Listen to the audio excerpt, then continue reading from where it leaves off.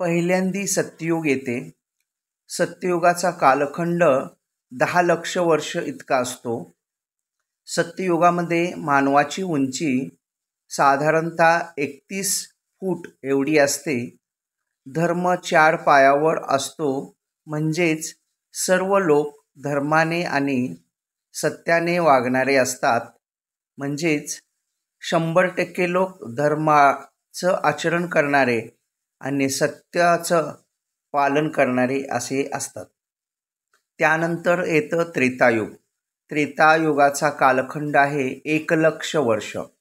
मानवाची उंची साधारणतः 21 फूट एवढी असते. धर्म 3 पायावर आलेला असतो, म्हणजेच धर्माचा 1 पाय कमी झालेला असतो. 75% लोक धर्माचरणाने आणि सत्यवचनाने वागणारे असतात आणि 25% लोक अधर्मी असतात.